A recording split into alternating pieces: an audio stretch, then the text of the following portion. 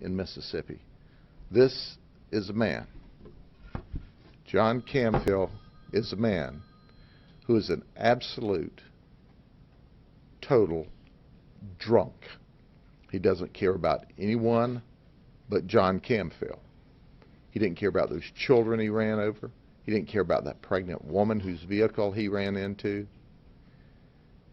He's had other law enforcement agencies. I had the one sheriff said, we tried and tried and tried to help him because he was a very competent law enforcement. Hold on a second. You want me to answer that phone for you? Let me say it again. The sheriff told us he was a very competent law enforcement officer when he was sober. He said, we tried and tried and tried to help him. But he was more interested in himself and his drinking and his alcohol than he was in his job, his employers, these children. This is a classic case. You're looking at the guy that needs to be in prison for the rest of his life, because if he's not in prison, the community around him is not safe. And we're going to do everything we can to accommodate him with a very long prison sentence. Was he fired because of his drinking? He's worked for 10 different agencies. They shuffled him around. And certainly when y'all dig into the aftermath of talking to all of them, you can probably get a better history. We just made a couple of quick phone calls this morning and found out this much. It appears on his Facebook page that he was getting married? In August, he told them he was getting married. He was getting married in August. If I was his fiance, I would scratch that date. He won't be available. Does he have any kids, do you know, Sheriff? I don't know. How is the pregnant woman doing? She's good. She was treated. She was transported and treated, but she's doing all right. Was there anybody at the accident scene that was party to the accident, the victim, hid in any way, that you had to find family members that were not there in the neighborhood? I don't know. What did the pregnant woman say happened, like when he hit her? Did she see it coming, or did she park?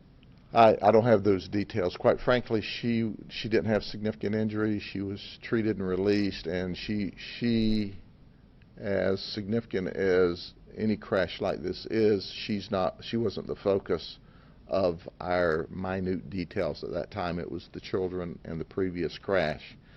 And as Deputy Quintana didn't tell you, but John was so drunk that he fell into the deputy's patrol car and dented the car up. Maybe I didn't catch this, but was he speeding? We don't know. That will be information that's developed during the traffic homicide investigation. We've taken all the measurements, but he was driving fast enough to totally devastate children's lives.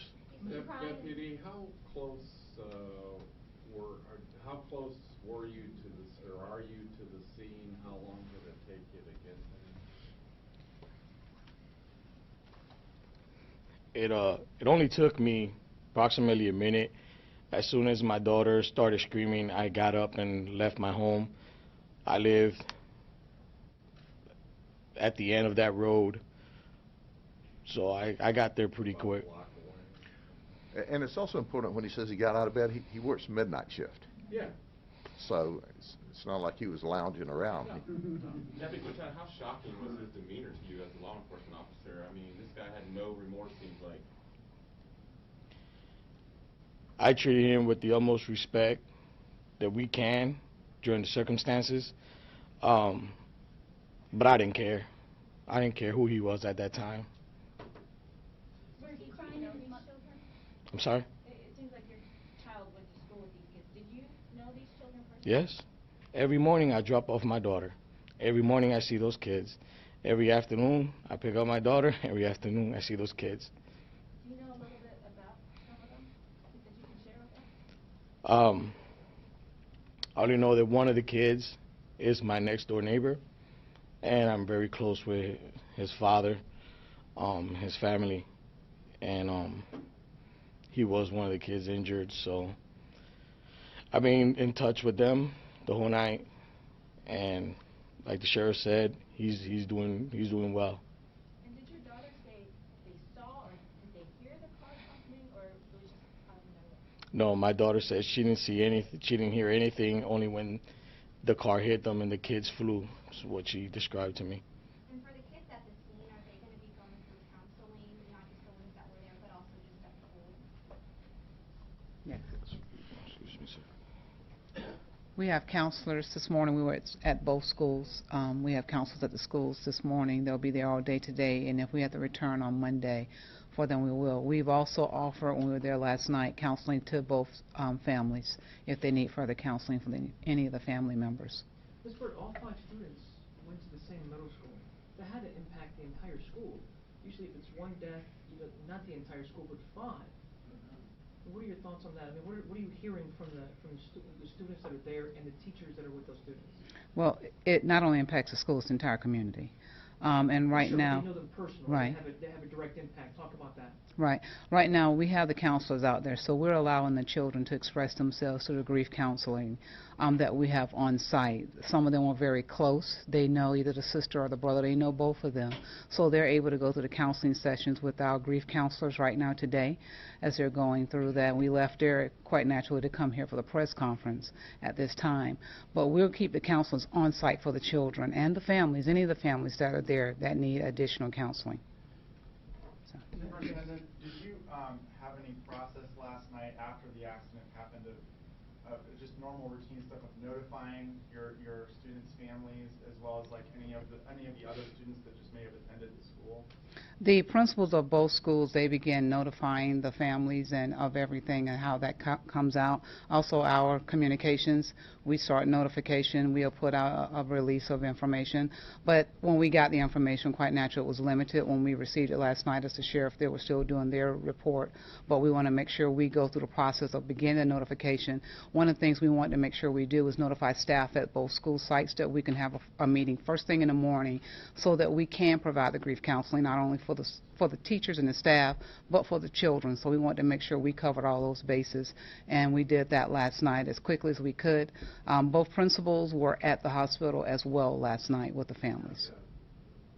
I only got one school. There were 2 schools involved. What were the 2 schools? We had Lake Marion Creek. One's mother is a teacher at Lake Marion Creek, so therefore that was an impact. They also went to Lake Marion Creek at one point, and with that being a close community, so they know each other, and they still know some of the students that are at the other school as well. Dundee Ridge Academy. They're both middle. Mm-hmm. You can't prepare for something like this, can you, sir? No, you cannot. Sheriff, do you know what the suspect was doing just prior to the accident, where he was going? Drinking. I don't know. That's part of the follow-up investigation. Have you talked to his fiance? I haven't. Sheriff, your message to him and people driving and doing these kind of things, you always have a really good statement you put out. If I missed that earlier, I apologize. Well, the statement is clear that he is going to spend, we hope, the rest of his life in prison. And here's the message. The message is, you've damaged children for the rest of their lives. And we anticipate that at the end of the day, one child is going to lose his life as a result of your drinking and your driving. And for those of you who think, well, it can't happen to me, he didn't think it could happen to him either. But I can tell you this. He's not worthy of being called a former law enforcement officer. He's a crook. He's a criminal. And he's being treated as a criminal because that's the conduct he displayed. And Sheriff, was there any video either from the school bus or from a patrol car of what happened? There was none of the school bus. The school bus had already left the area. And we will, as part of our follow-up investigation, look to see if we can find any other video that's in the area. The initial areas we checked for video, because we've already started checking, has not revealed any at this point in the investigation. But keep in mind, you know, we just got this guy in jail a few hours ago. And it's a long technical process to successfully prepare a traffic homicide case. Our traffic homicide people are simply the absolute very best. They're the best trained with the best technology and, unfortunately, a great deal of experience. So it is a very slow, meticulous process to create a case against someone. And we want to make sure that John Camfield, who we knew via his job at the Ewell Cypress Gardens as Cam, is locked up for a very, very long time. Sheriff, question for me. If Justine does not survive, can you talk to us about the charges being upgraded? The traffic homicide team is preparing now to upgrade the charges should he not survive. Sheriff, could I ask you just about a different story, if you don't mind, very briefly, just to see if you have any information on it. There was evidently a firefighter that was seriously injured with his arm after encountering someone. Could you talk about that at all? Do you have anything on that? Sure, I'll be more than happy to. It was another vehicle crash. It was about 8:53 p.m. on the 25th of April on Thornhill Road, just down the street here at Moonlight Pass. Battalion Chief Kevin Shireman came to the aid of a deputy. The crash occurred, the deputy arrived, someone said, "There's the guy that was driving, he's walking away from the scene." So the deputy approached this gentleman and said, "Hey, I need your driver's license." The guy spun around, threw his keys, hit the deputy in the chest and said, "It's in the car, get them yourself," and turned around to walk off. Of course, that didn't go very well with us. And at that point in time, he was placed under arrest, and the fight began.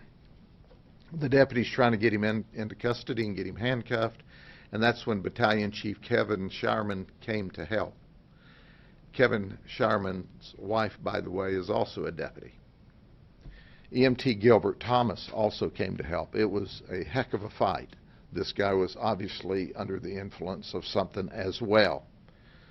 So they got him down.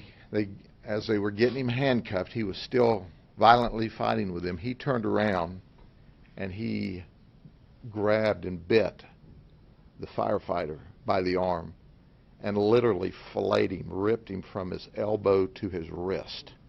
Just ripped every bit of the meat off. And he is in Lakeland Regional Medical Center preparing to undergo skin grafts today. So he's been there since Wednesday, I believe it was, when it occurred. That was another violent confrontation this week that law enforcement's had, and our hearts goes out to Kevin Shireman, who I went to see in the hospital that evening, and I said, "Hey, Kevin, I'm sorry this happened, and I want to thank you for helping the deputy." He shrugged his shoulders. He said, "Sheriff, I'd do it all over if I knew the outcome was going to be the same." That's the kind of men and women that work in this business. The deputy's okay? The deputy's okay. The deputy, they're all skin up a little. You don't fight with a full-grown man on the ground or on the road without getting skin up. But yes, they're okay. But Kevin's got a long recovery. They've got to do skin grafts, and I can tell you, folks, when I came in early the next morning, because it happened late in the evening, and I saw that picture, when I was first briefed that the firefighter got bitten, and I go, we've seen bites before, and they can be some pretty nasty bites. And I came in and they said, "No, boss, you ain't seen nothing like this." And they showed me a picture, and it looked like somebody had taken a fillet knife to him. And then the second picture was Kevin's skin in a baggie, a plastic baggie, where they had just ripped it off of them. It was horrible. And he's got a long recovery, but it was that was not a good night. It's not going to be a good night for the suspect, Brinsky Denard Gardner. Old Brinsky Denard Gardner is locked up in the county jail, and we've asked the state attorney's office to make him a special project as well. Is that not a special, a certain offense if you attack a first responder? Yes, it's a felony in and of itself, but this is clearly an aggravated battery, and Brinsky Denard Gardner and his set of very good teeth need to be locked up in the state prison for a long time. Do you know if you guys have had run-ins with him before? I don't know. Sheriff, isn't there a 911 call you're sharing with us? Do we have a 911 call? There you go. All right, we're going to leave. Thank you very much. Have a good day. Thank you. that wants the affidavit on this one, send an email to swilder@polksheriff.org, and I'll send you the affidavit.